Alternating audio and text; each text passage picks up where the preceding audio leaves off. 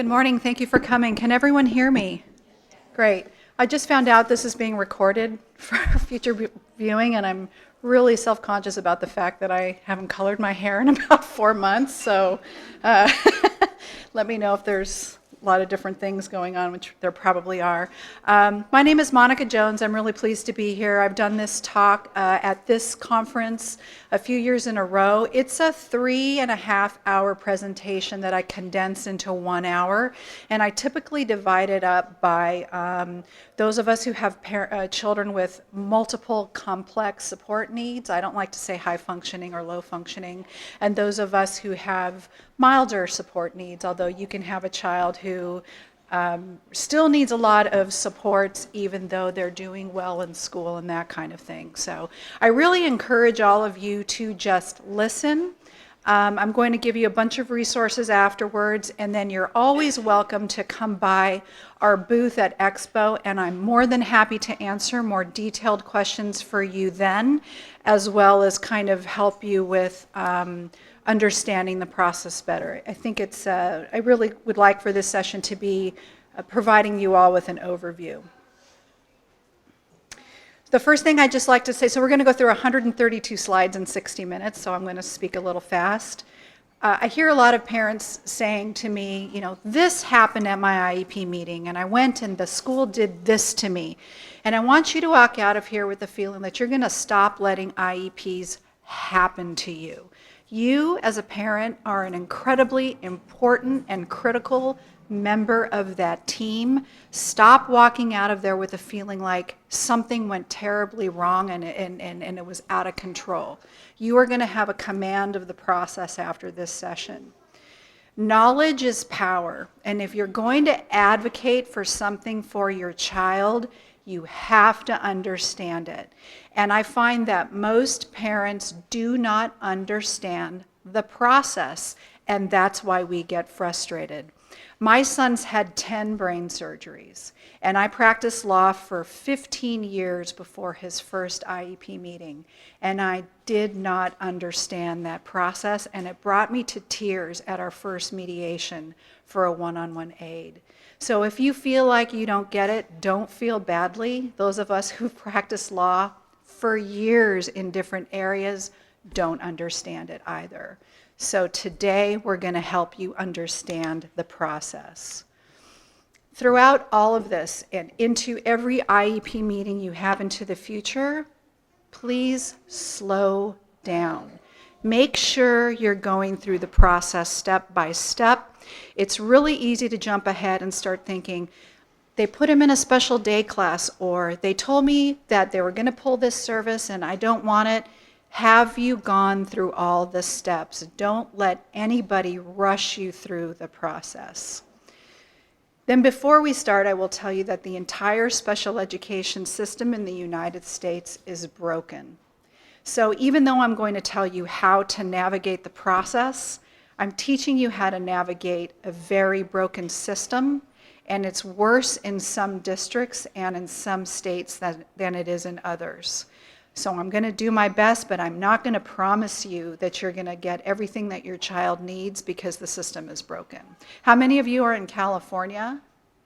How many are out of California? Can you just give me a shout out quickly what states? Colorado, very broken system in Colorado. Missouri, Pennsylvania, anyone in Texas? New Mexico, it's pretty bad there. Colorado is really bad. I think you only have 4 special education attorneys in that state because it's so bad. Montana has no special education attorneys. What that means is if you ever want to file for due process, you have no one to go to do it for you. So we're lucky in California. There are a lot of lawyers in California. Okay. We're just going to learn the IEP process today. It's up to you to understand your child's disabilities, and it's up to you to understand intervention strategies that the school might use and teaching strategies. A lot to cover that we're not going to talk about here. Today is just the process. Before you go into the IEP meeting, you have to first decide what kind of advocate do you want to be. The first kind of advocate is the peacemaker. Just want to make peace, right? You don't want to ruffle any feathers. You don't want the school team to get mad at you. This is a very passive approach, and it is the least effective advocacy method. You're basically just showing up. You can do that if you want to, right? It's up to you, but this is the least effective method. The second, and I hear this a lot, is the mama bear, right? She's going to go in there and she's going to fight for everything, and you see it on social media. You got to hire a lawyer. You got to go mama bear on them. This is the second least effective approach because it's extremely confrontational, and you're going to be working with this team for a very, very long time. And if you're labeled as the mom that's always fighting for something or the dad that's always fighting for something, guess what? You're really not going to be able to, at the end of the day, get your child the services they need. If you have the luxury of being able to afford an attorney, then that's great. Most of us don't. So if you want to be able to craft that IEP in a manner that helps your child, then you need to dump this approach. The most effective approach is the collaborator. This is somebody who walks in there with the intent of walking out with an IEP that benefits the child, somebody who understands the roadblocks that the school system has, somebody who understands the concerns that the school system has, who respects the teachers in the room, who listens to what they're saying, who asks a lot of questions, and is not getting confrontational during the meeting. Now, trust me, I've walked out of IEP meetings where I just want to strangle someone. I'm so frustrated. But when you're going through the process, you really have to control your emotions. The law does not understand emotions. It doesn't understand crying. It's very black and white. So try to be the collaborator in your IEP meeting. Okay, before we start building the IEP, I want you to assume 4 things, and you should really always assume this. First of all, assume that at some point at the end of this, you're going to go to due process. Does everyone know what due process is? Sort of. That is the administrative action that you file. It's not a lawsuit. When you're dissatisfied with the IEP and you feel that it did not provide your child with a free, appropriate public education, then it's a filing that you put in front of the administrative hearing officer to make your case that your child needs more services. It's sort of like a mini trial in many respects. So assume all the time that you're going to go to due process. Assume every member of the IEP team is going to testify against you. A lot of times, everybody seems very aligned with what you're doing, but for purposes of this whole process, every teacher, every physical therapist, assume they're all going to testify against you in that administrative hearing. Third, assume that you won't be able to testify. Why do I say that? Because I want everything that you're trying to show for your child to come from the assessments and the data that are leading up to that IEP meeting. We all love our kids, right? We all want them to have the best education possible. I want my son to learn how to talk, right? It's very important to me. But the judge or the administrative hearing officer is going to right away assume that we're very biased, okay? So everything that you're trying to show for your child has to come from all the paper we're about to talk about. Okay, really quickly, what is the IDEA? It's the Individuals with Disabilities Education Act. It is a federal law, and there are regulations which promulgate that law, and then there are thousands and thousands and thousands of cases which interpret that law, and then there are letters from the Office of Special Education Programs that similarly provide us with guidance. You're never, ever, ever, ever going to be able to read all of those cases especially, but I do want you to download a copy of the IDEA and a copy of the federal regulations to that IDEA and stick them in a binder. Anytime the federal law is silent, or anytime the federal law says, hey, we're not going to do this, so leave it up to the states, then you look to your state's regulations. And many state regulations sort of copy over what the federal law says. So the second thing you're going to do is you're going to find your state's regulations up on a website, and you're going to find the state special education law. So there are 4 things you're going to have in your binder, and you have to read them. I know nobody wants to read law. None of you really wanted to go to law school, but you have to do it because the IEP process is 100% based on the procedures that are set forth in that law. So the reason you're getting so frustrated in your IEP meeting, I hate to say, is because you haven't read the law. So go home, print it out. It's going to bore the heck out of you, but I'm going to try to guide you through it in the next couple of minutes. 4 things. The state IDEA law, the federal IDEA law, the federal regulations to the law, your state's IEP law, which can only differ from the federal law when the federal law is silent or when it kicks an issue over to the states, and then your state's regulations. I can help you find that, or if you just Google, Virginia State IEP or Special Education Law, you'll be able to find it. Very quickly, what is the purpose of the Individuals with Disabilities Education Act? Why do we even have that law in the first place? Read through the preamble. Improving the educational results for children with disabilities, full participation in life, independent living, economic self-sufficiency, high expectations, access to the gen ed curriculum to the maximum extent possible. Take a look at these words. They're always going to flow off your tongue anytime you're in that IEP meeting because the IDEA wants your children to have better educational results. They want them to eventually live independently to the maximum extent possible.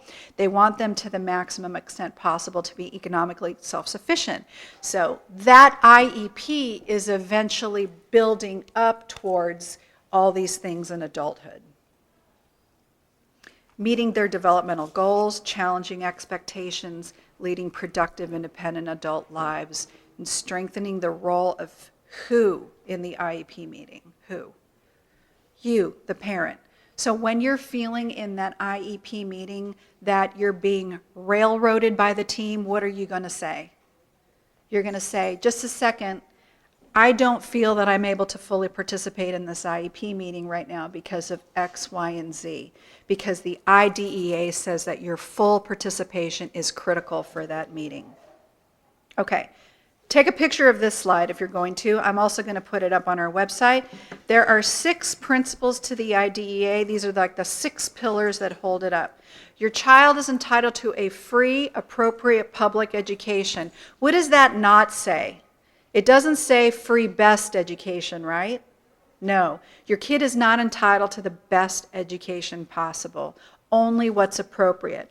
But what's appropriate for one child may sure look like the best education for another, right? So my son is totally nonverbal, and the school had to pay $75,000 for him to attend a private school to teach him how to talk on an iPad. That's a lot of tuition.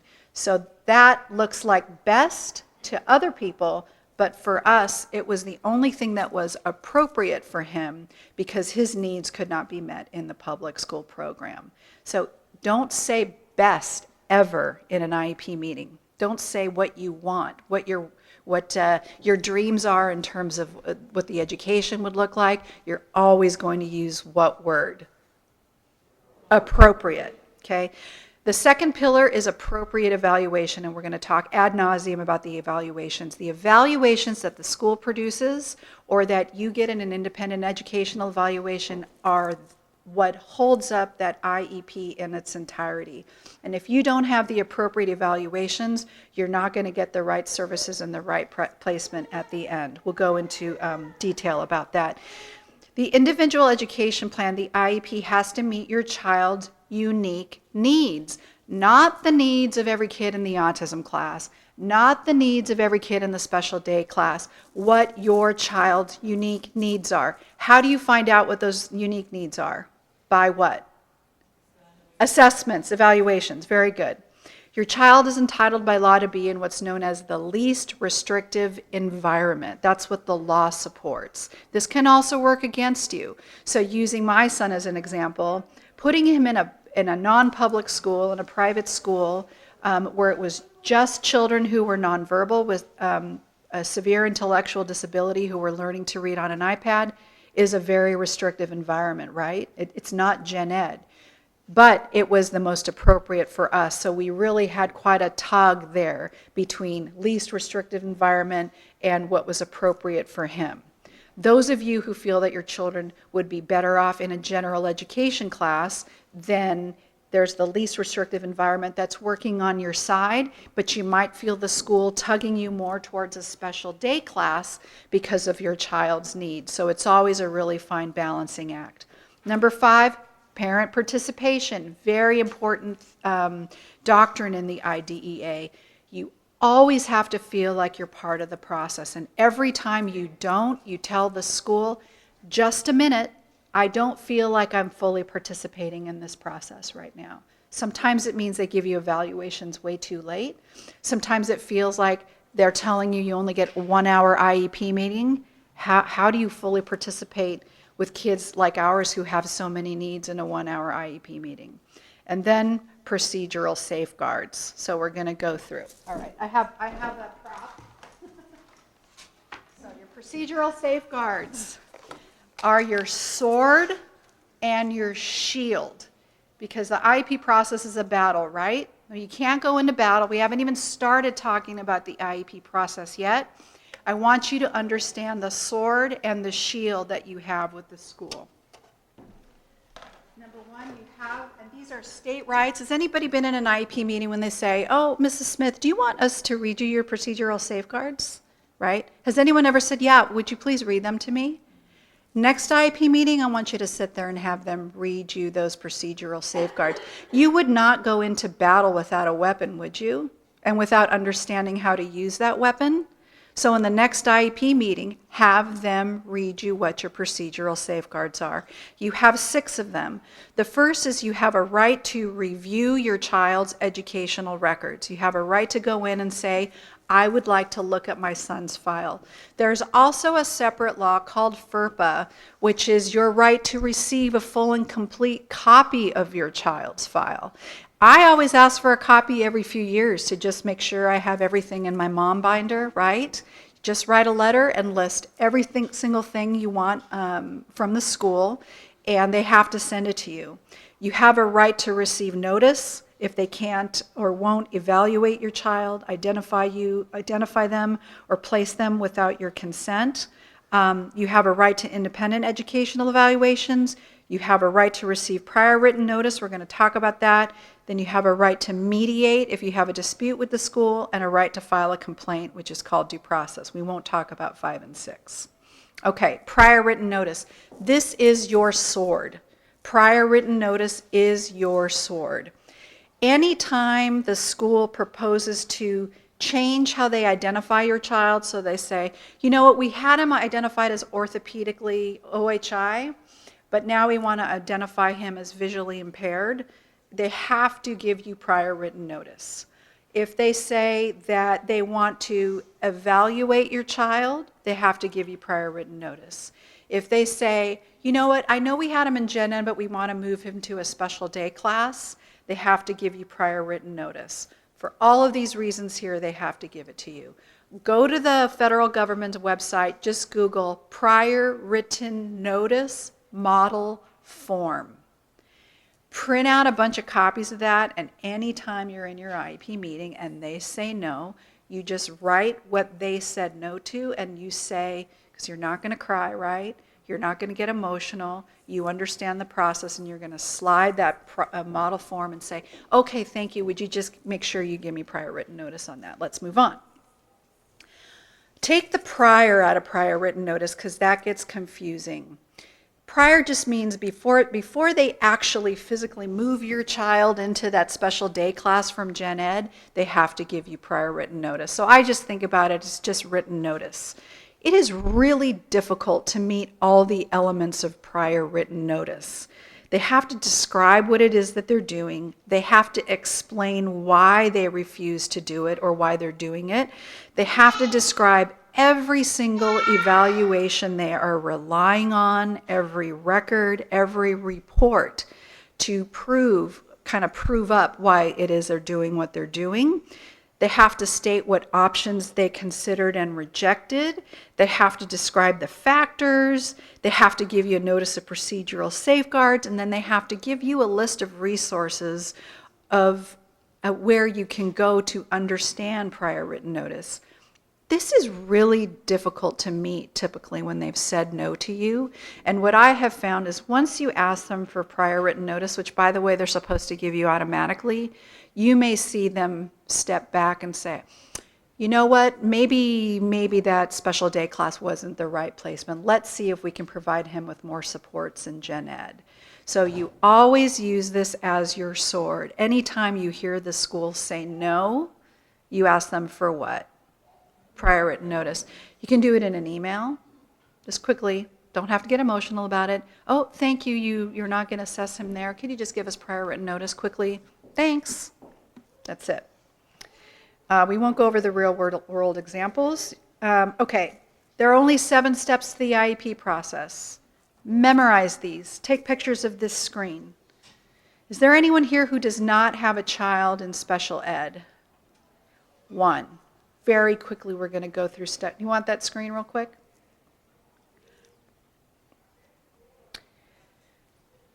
Step 1 is referral. The school district is under a duty to locate and evaluate and identify every child within their jurisdiction that has one of the 13 disabilities that are listed in the IDEA. Child find is a pain point for the school district. This is why I have a Band-Aid on it. So if your school district has refused to evaluate and said, you know what, I think he'll probably be okay on a 504, but you want them to evaluate, then it's very likely they've already breached their child find duty. So referral simply means that you've contacted the school district and you've told them that you have reason to believe your child has a disability that's impacting their access to education, and you want them to be evaluated. That's all that referral means. So all of us here have already gotten in, so we've met step 1, except for you. Who can request it? The parent, the state education agency, and they have to evaluate once you ask. And a lot of times they don't. They probably, I'll talk to you afterwards, yeah. So it's what they do, but now we know that they have to evaluate. All right, we're going to spend a lot of time on evaluations. Can someone give me a hands up at 5 minutes in? The school, 5 minutes before the hour, the school has to evaluate your child in all areas of suspected disability. And a child with a different brain has a lot of suspected areas of disability. My son quite literally has every disability that's in the IDEA except for the mental health disability. If you disagree with their evaluations, you are entitled to what? An IEE, Independent Educational Evaluations at the district expense. IEEs are one of the what? One of the 6 pillars, right? This is one of your core rights to get independent evaluations. Remember I said you couldn't talk in your due process? What mommy wants doesn't matter. Everything has to come from their evaluations, and what daddy wants doesn't matter. You want those evaluations to identify all your child's needs, all your child's strengths, all these things we know our kids can and can't do. It has to be in those evaluations. If it's just coming from your mouth, then the hearing officer's going to say, well, you're biased. Of course you think your kid can do all these things. So remember, evaluations are very important.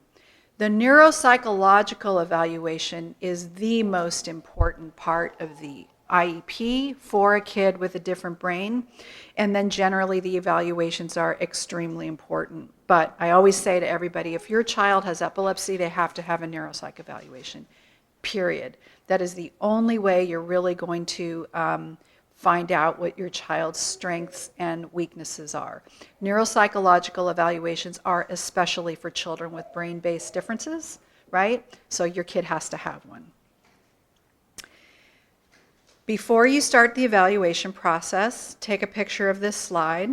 You're going to write what we call a letter of parental concerns. And the IDEA says that the IEP has to address parental concerns for enhancing the education of the child. So sit down with your spouse, your significant other, whoever is your teammate or partner in terms of your child's education, and start thinking about what concerns you about your kid for the next year.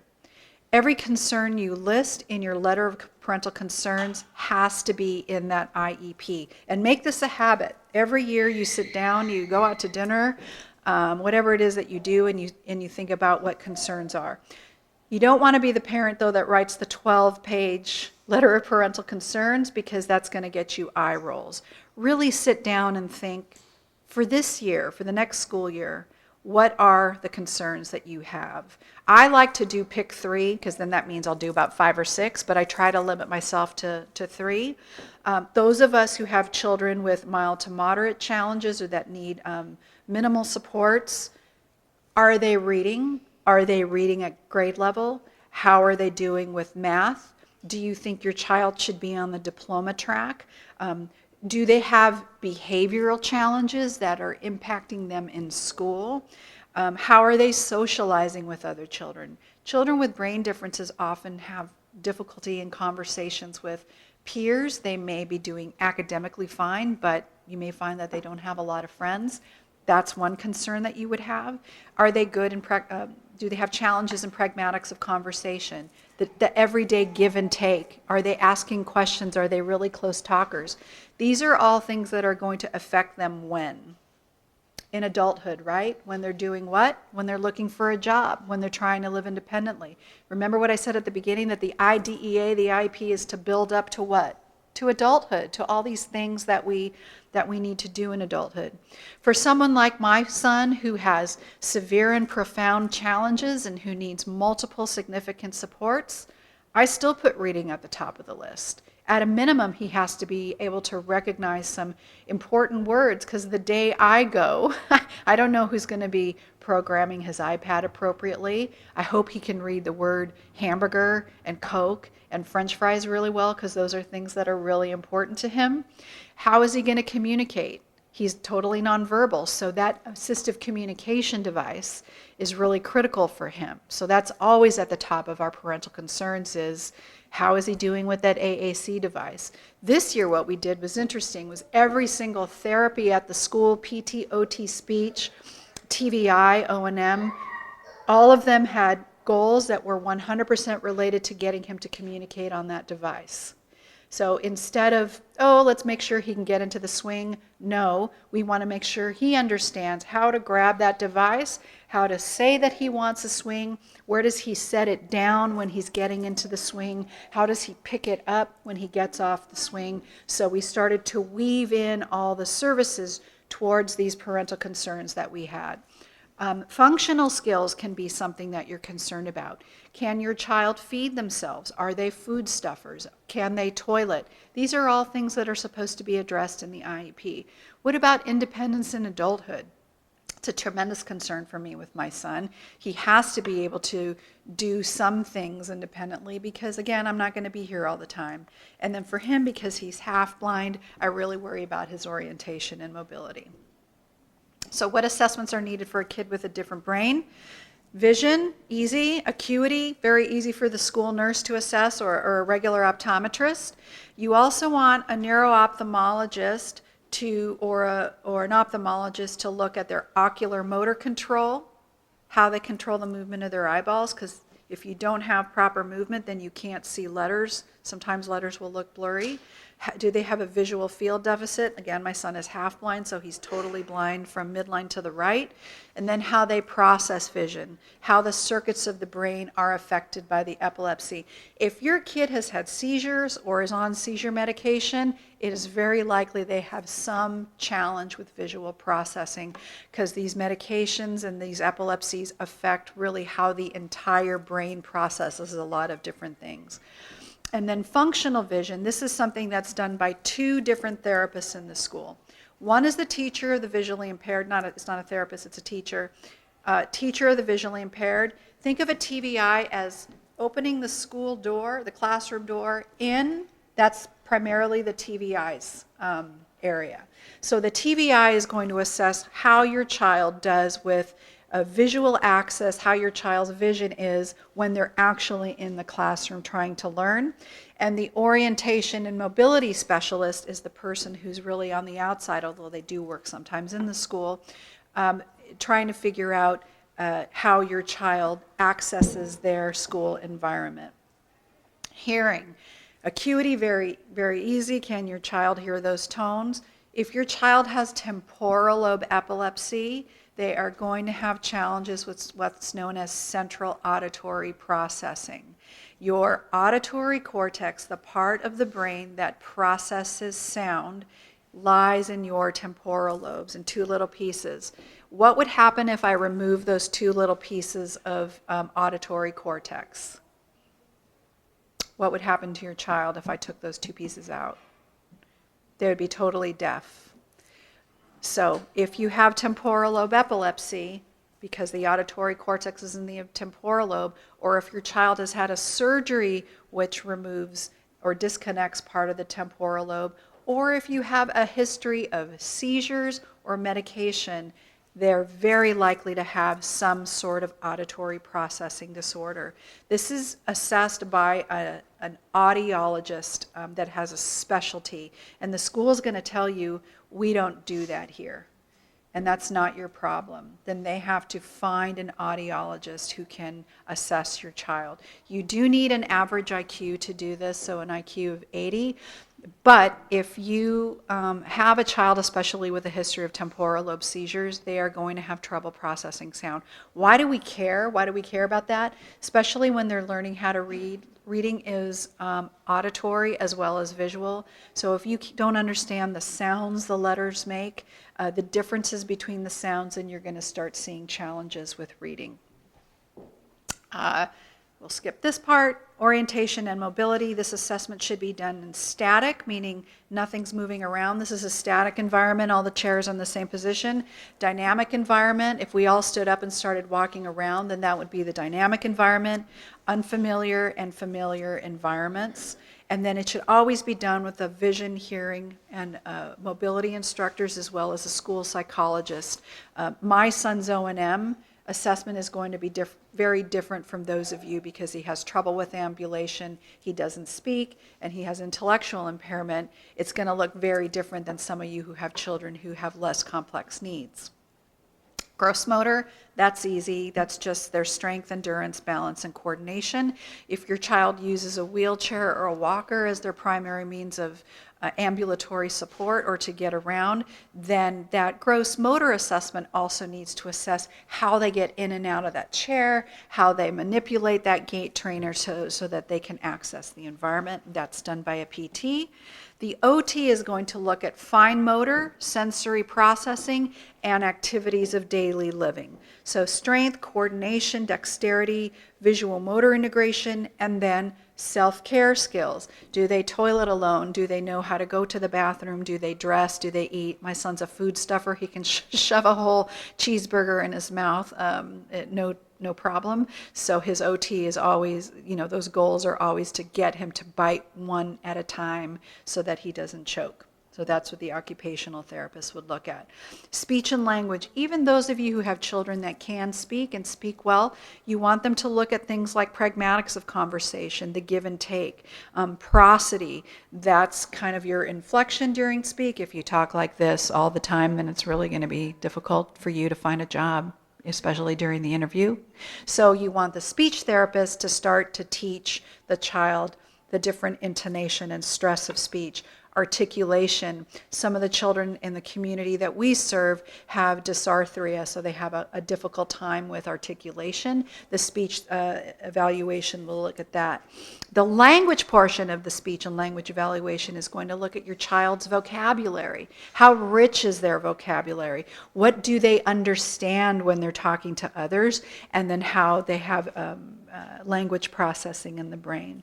If you have a child who's having challenges with expressive communication or just learning how to talk, but you're starting to see that they're kind of behind their peers, then you also want an augmentative assistive communication evaluation. It's a myth that a child is going to not learn how to talk if they use a device. I hear that a lot. Oh, well, they're 4 or 5, they'll catch up, but you don't want them on an assistive communication device because it's going to hold them back. That's not true. The research actually supports that anything you can do to get those speech circuits going, so if it's a device, then it's something you want to do. We won't go too deep on this, but it's really anything that's going to replace natural speech. But it can also be something that replaces natural writing. If your kid has trouble writing, then you want them to be some sort of a typing machine so they can start to take notes. The educational evaluation, that's easy. That's going to be how they're doing in reading, mathematics, social studies. That's done by the school psychologist. You want them to look at the 5 elements of reading: their phonological awareness, how they do with phonics, their fluency, which is not just how fast you read, but it's also if you're reading with the right tone and inflection. You want them to look at your vocabulary, and you want them to look at their comprehension. It doesn't matter if you can read if you don't understand what you're reading. So that's really the most critical piece, and that's children with epilepsy have a much, much higher rate of learning disabilities than typically developing children. They also have a much higher rate of dyslexia. So you want to walk. Oh, she just hit her husband. That was awesome. So you really want to walk into this with, it's very likely your kid is going to have challenges in this area. Let's start keeping an eye on it and tracking it. And see this little thing that says Lexile. This is really the level that your child is reading at, and your school might follow Lexile, or they might follow Fountas and Pinnell. There are a bunch of different tracking mechanisms. Every year you want to understand where they are, what level, so that you can start to see if the instruction is improving that. Here are just some examples of Lexile levels. So the Cat in the Hat is Lexile 260, and the Declaration of Independence is Lexile 1480. Just ask the school, now, just go in and say, by the way, what do you use to track reading? Are you doing Dibbles or Lexile? So you always want to make sure they're tracked there. The neuropsychological assessment is very different than what the school psych is going to do. A psych assessment is going to look at general cognitive functioning, but the neuropsychological assessment is going to look at all these different cognitive processes that are affected by a brain-based challenge like epilepsy. And a lot of us have kids that have more than epilepsy, right? They might have seizures, but they also have problems with ocular motor control. My son had the left half of his brain removed when he was 3 months old. So he's got a lot of stuff going on that only a neuropsychologist is going to be able to tease out, not a regular school psychologist. So here's another photo you might want to take. We could spend 5 hours on this.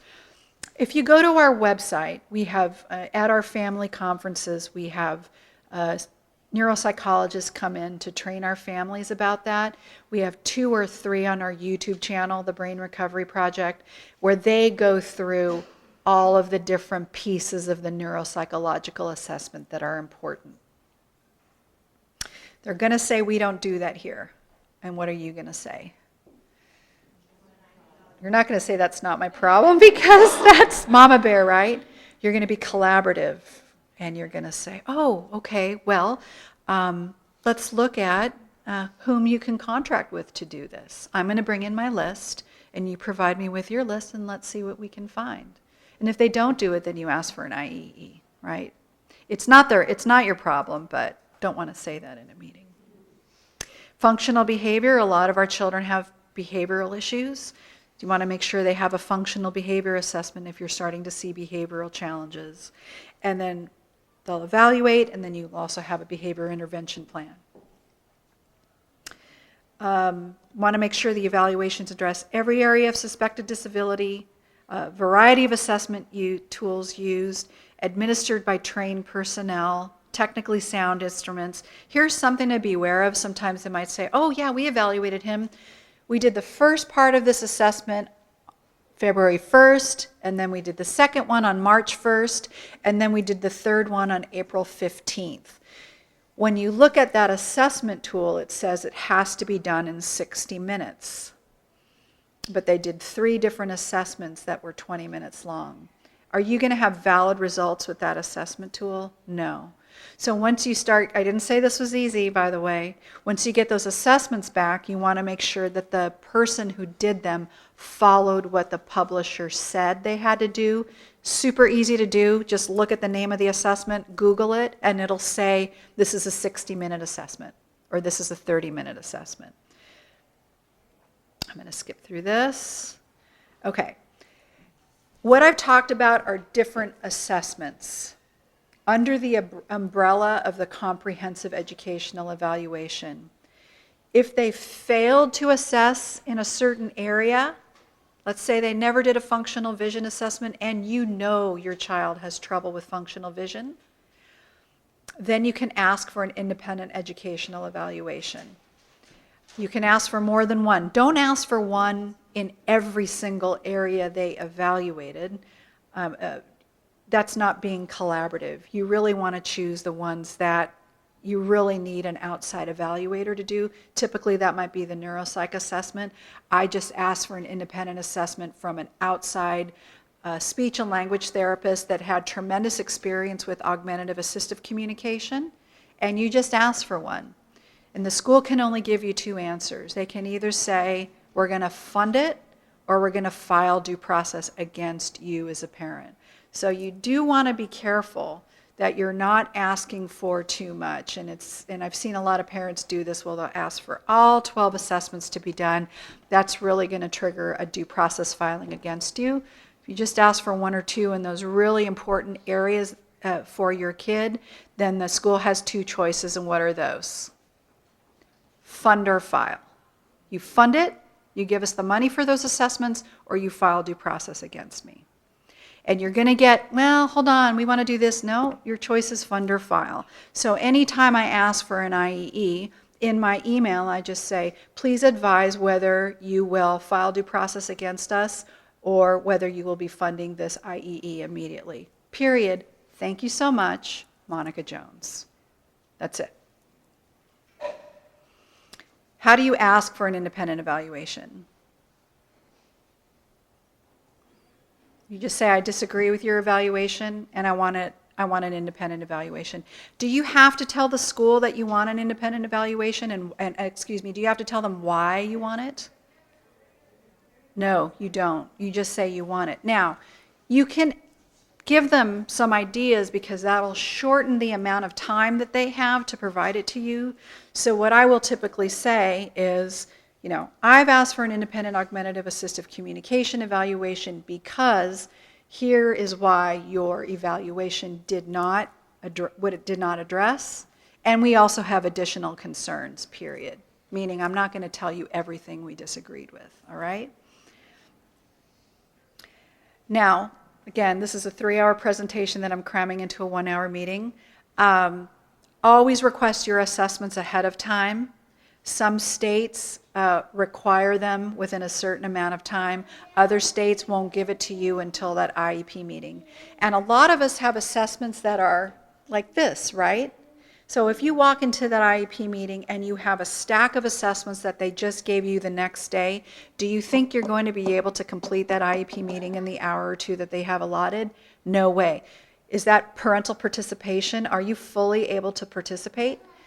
So because you're collaborative, the first thing you do is you walk in and you go, wow, these are a lot of assessments. I want to make sure I'm able to fully participate in this meeting. So before we even get started, can we look at some calendar dates for day 2 and day 3 of this meeting so that today all we do is see how many assessments we get through? And that'll probably be the last time they give you all those assessments at that meeting. You want to make sure that they understand that you know that it is your right to get those ahead of time. The third thing the school is going to do is then identify whether your child has one of the 13 disabilities. A doctor's note is not enough to get your child an IEP and is not enough to get your child the right services. Diagnosing the kid is not enough. So that while you might think it's helpful, everything has to come from what? The assessments. It's not going to come from that doctor's note. Your child has to have at least one of the categories one of the 13 categories, but just having a disability alone that's under the IDEA is not enough to get them services. You also have to show that they require special education and that they need a related service. If you don't meet the other two, then you're not going to get an IEP. They're going to suggest a 504. And these are the 13 categories of disabilities in the IDEA. I don't think it matters what disability your child is identified as having.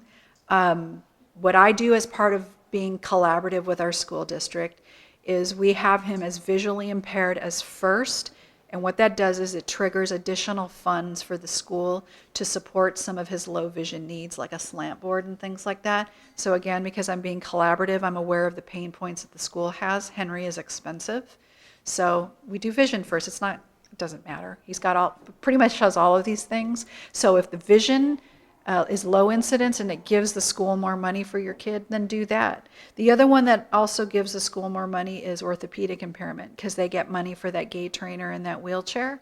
So if your child has an orthopedic impairment and is autism and has a visual impairment, put vision and orthopedic impairment first so that the school gets extra funds. All these disability categories do is open the door to special education. I know a lot of parents have challenges with emotional disturbance, but if the child has an emotional disturbance, and that's the disability category they should have. OHI, other health impairment, is epilepsy. It would fall under that category. So if your child just has epilepsy, then that's the door, that's the category that's going to let them in. What's that? Epilepsy would be considered other health impairment. So that would be the category. Unless your child has a specific learning disability as well, then you would put that. But once you're in special ed, then you don't only get services based on the disability category, you get services based on needs. It's just opening the door to special ed for you.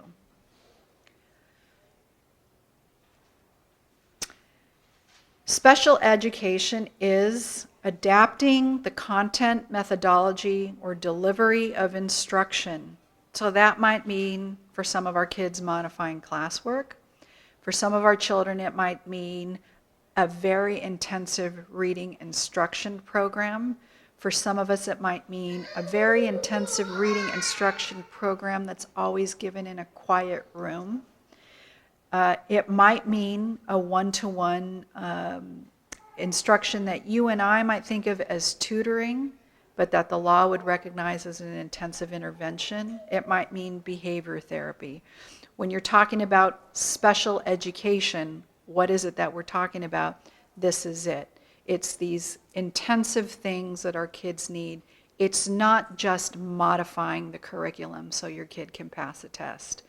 It's a lot of different supports, one-to-one aid. My son gets intensive AAC instruction in a quiet room that's given by somebody who's highly trained in this area every single day. That is his special education. Does it mean, and the definition in the IDEA, they want to know if your kid's going to graduate with a regular diploma. Look at your IEPs. Be very careful. What schools will do is very quickly transfer a child from regular diploma track to certificate of completion track. And you will get a surprise around 8th grade when you say, wait a second, what? He's not on diploma track? You should have looked years ago at what they were already saying that your kid was supposed to have. So if you think your child can get a regular diploma, then be very careful with what's already in that IEP. Related services. So if your child needs special education, do they also need a related service? Take a picture of this slide. Look at all the related services that the school is supposed to provide your child if they need it. Transportation to and from school. Speech language pathology, audiology services, interpreting services for you or for the child, psychological services, PT, OT, recreation therapy, therapeutic recreation, orientation and mobility services, social work services. Does the child need access to other services like regional center? A social worker is supposed to be helping them with that. Counseling services. A lot of the children in our community have had multiple brain surgeries. That can have an effect on your mental health. the school needs to be providing them with counseling services. Medical services, this is really important.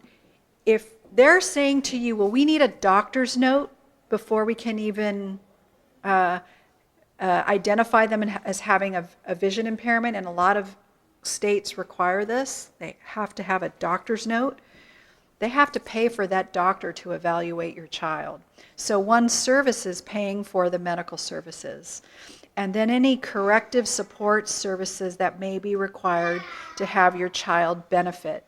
And this is like tutoring, like special intensive instruction to make up for lost time or the fact that they didn't provide the right services prior. This are what called your corrective services. How are we doing on time? What time? 8 minutes. Oh my gosh. Okay, now we're actually in the IEP meeting. You have your parental concerns letter, you walk in and you say, here's my parental concerns letter, but you already emailed ahead of time. Everything that you say in that parental concerns letter has to be in that IEP. The meeting is where you actually develop the IEP. But look at how much we had to do before the IEP meeting, all those assessments. Very important to have those. IEP meetings where you're going to have present levels of academic achievement and functional performance discussed. You're going to draft goals, determine services and accommodations. This is Henry's IEP meeting. I'm kidding. But that's what it looks like, right? You have so many people in that IEP meeting. Don't be nervous about it. Don't walk in and say, oh my gosh, look at all them against me. No, they're part of the team. Don't be afraid of them. The more people you have in there, the more your kid needs. Let's get them all on board. But you're going to walk in and the first thing you're going to say is, who's here that has knowledge about the availability of the resources that the district has? Meaning, who knows how much money what the district can pay for?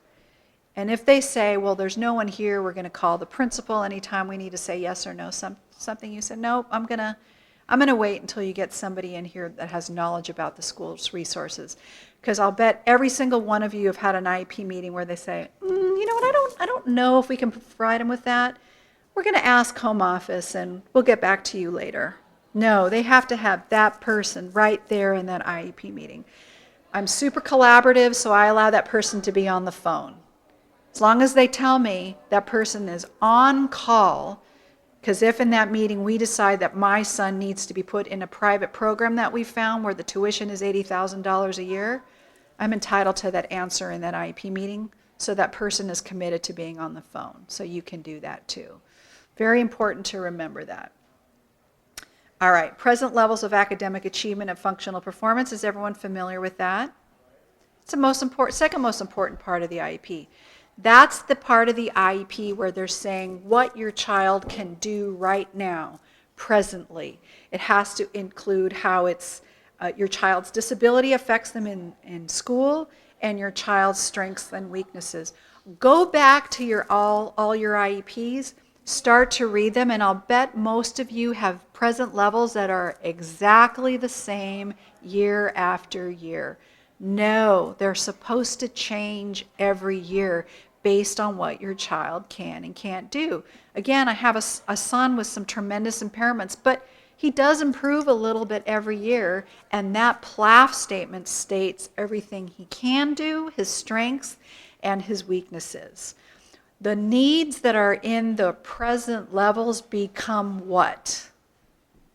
Your goals. Very good, excellent. If you don't have a lot of needs identified in there, guess what? You're not going to have a lot of goals. If you don't have a lot of goals for an area of need, guess what? You're not going to have the services. So sometimes parents will come to me and say, I only got 30 minutes of PT a month. Well, hold on a second. I'm going to look at your needs first. This PT assessment is awful. It doesn't identify any needs. You have one PT goal. So you're not going to get a lot of services if your kid only has one PT goal. So make sure that present level statement is very strong. The present levels hold up everything. And how do you make the present level strong? I'm going to keep saying this over and over again. With what? The assessments. The assessments make your present level strong so that present level supports the rest of the IEP, the goals, services, aids, accommodations, and finally the placement. Quickly, now we're not going to finish. Come to our table afterwards and we can talk about your IEPs individually. Henry is a happy and joyful child. He greets teachers and staff every day. He likes to play with his classmates. You have a really good picture of Henry, right? My son can't talk. He can't run. Other children are ghosts to him. So in this PLAF statement, it sure looks like this kid is coming in and waving, right, and saying, hi, I can't wait to play with you. I can't wait to kick a ball. But this is not describing him well, so be very careful with that. PLAF should state your child's academic achievement. PLAF should also state, so if you have a kid that's reading or having challenges with reading, every year you want the PLAF to state where your child is in the big 5 of reading. How is their phonemic awareness? Phonological awareness is part of that. How are they doing with their phonics, their fluency, vocabulary, comprehension? Even going into high school, you want to make sure their comprehension is right. And then you always want the PLAF to state either the Lexile level or Dibels or one of these other reading assessments that monitor reading level. Functional performance, the PLAF also has to talk about cognition, gross motor, all the stuff that we talked about in the assessments. Okay, PLAF identifies the needs. Now you have the goals. Get your goals ahead of time. Ask for a draft IEP ahead of time. Craft your own goals. There's a great website called A Day in Our Shoes. There's a great Facebook group called A Day in Our Shoes, Don't IEP Alone. Lisa's a friend of mine. She's got thousands of goals on her website depending on your child's needs. So start to come together and figure out some goals for yourself. Take a look at what the school has as well. Don't walk in cold to that IEP meeting. You have the right to kind of know what their ideas are ahead of time. Take a photo of this. Every need becomes a goal. Then you want to make sure you can identify the special education that's going to be had so that your child meets the goal. What are the supplementary aids and services for the goal? What related services for the goal? The 3 times a year they're going to do progress report, and it can be more often than that, and then whether the goal is met or not met. If you start seeing in your progress reports, I always do for our families, your progress reports on literacy goals should really be every 6 to 8 weeks. Reading is really important, so you want to see if they start making progress soon.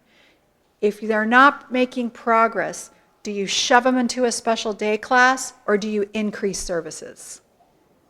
You increase services, yes, yes. So you always want to stay on top of progress. I think I have 2 more minutes. Goals drive services, going to skip through this part. And then the final piece, 2 things. Accommodations are what you're doing to make sure the child can stay with the general education curriculum, timing, scheduling, setting. Modifications lower expectations. Some of our kids need a modified curriculum, I get that. But those of you that have children that have the capability of getting a regular diploma, who are learning how to read and are doing well, do not let them modify the curriculum for them. Stick to that regular curriculum with what? Significant supports, lots of services, and lots of goals. And then finally, placement is the very last decision that's made in that IEP meeting. You should not be walking into a meeting when they're talking about the placement, that your child is going to be in a special day class. You can't know until that IEP meeting is done and you've gone through all these steps we've talked about today. So if you walk in and they've already decided where your kid's going to go to school, that's something called predetermination, and lawyers love that because that's like a slam dunk violation right there. So every year things are going to change. The placement that was right for your child this year may not be the right placement next year, and no one should be talking about it until the end of that IEP meeting. Step 6 and 7 are really just repeats of the evaluation piece. So I really covered most of it. Like I said, this is a 3-hour session. If you go to our website at brainrecoveryproject.org, click on IEP webinars, We have 5 one-hour webinars that will walk you through the IEP process. They are geared for children after epilepsy surgery, but really at the end of the day, it's the same thing that I've been talking about today. And I'm also free to answer questions for you at our booth. Thank you.